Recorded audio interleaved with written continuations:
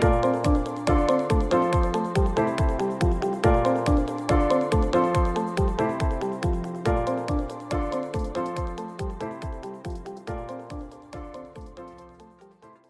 everyone, welcome back to another recap podcast from SNXweave, where we give quick weekly recaps of news and important updates from the previous week from the Spartan Council and core contributors, as well as discuss what the Grants Council and ambassadors are up to, so let's get started.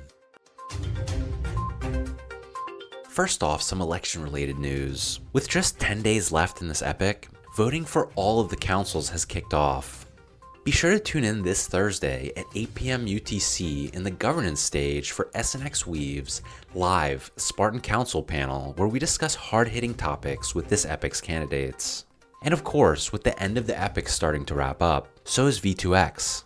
The Dean Bowler release has gone out, implementing SIP 243 to deprecate SDFI. Next up will be the Algol release, which should include the majority of the remaining V2X SIPs. Among these last few SIPs will be one to fix liquidatable escrow, meaning escrowed SNX will also be available for liquidation.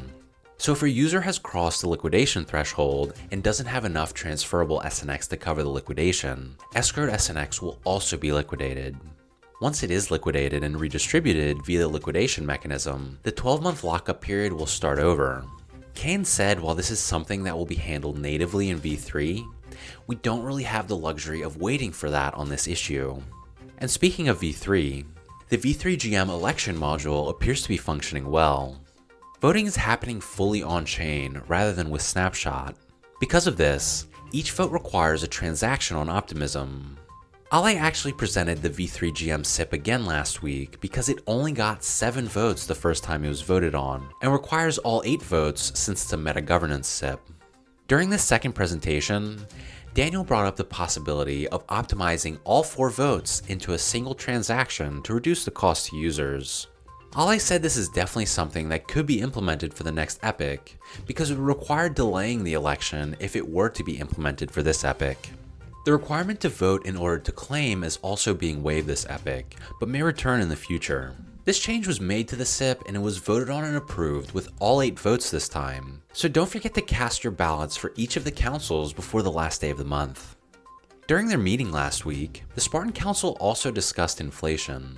Calavera asked if there's any plan to bring it down, but Kane said he is opposed to overreacting with any change that would affect staking right now. He believes the focus should be on reducing instability. There was then some discussion about the possibility of diverting inflation to trading incentives, and Kane said he's already started drafting a SIP for this. The consensus, however, was to push the decision to the next council. In Grants Council updates, the team has reviewed some of the lore for the NFT project and is providing feedback. They have also overseen some updates to the Dune Analytics section of the tools site and are constantly searching for additional resources to add to the site. A lot has been updated since its original launch, so be sure to check out the site and make use of its convenient and user-friendly format. The stats page is also coming along nicely, and the dev has done a lot of work to get the data in and should be able to start focusing on UI now. And speaking of UI, the council is also on top of the Wrapper UI project. They currently have 2 developers working on this, and the best one will be implemented pending CC review. In Ambassador Council news, the team discussed the Uniswap incentive proposal, which Leo is working on. There was a minor issue on testnet, so it had to be redeployed. It should, however, be live by the end of the month, with the major hurdle being just getting all of the Uni delegated to push it through.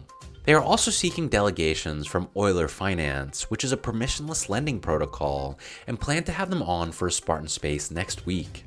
And speaking of Spartan Spaces, the ambassadors hosted another successful one last week, this time with Uniswap v3 experts David and Gil.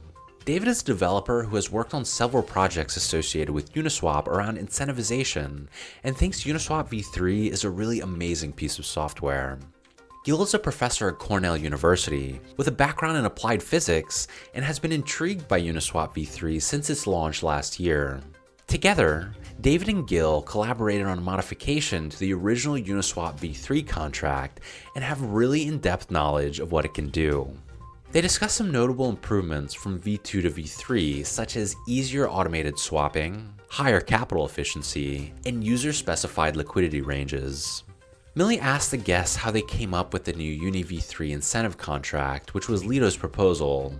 They said the proposal only included very liquid assets, and the objective was to bring liquidity to other L2s, essentially paying users for behavior that is good for the ecosystem. It also introduced a minimum tick width, which is the unit used to measure the range of liquidity you can provide. Another improvement brought by this proposal was gas and fee optimization for L2s. When asked what strategies are effective for being a liquidity provider, Gil said it helps him to think of it as options trading and draws inspiration from the options trading world for potential strategies. He said the first decision has to be how long you want to hold the position for.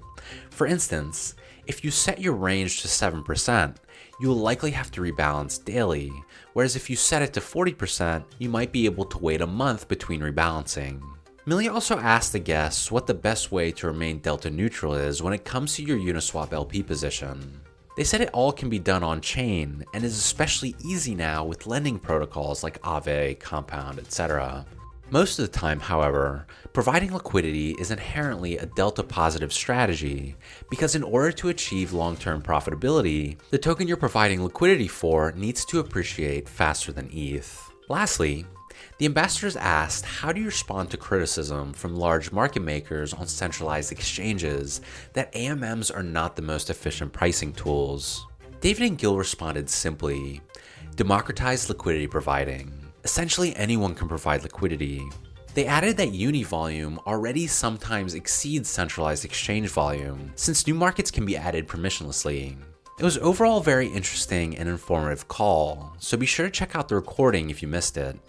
And that's it for today's updates. Be sure to check out our weekly recap blog post, share this podcast link, and let us know what you think and what you'd like to hear more about from SNXweave. Thanks for listening.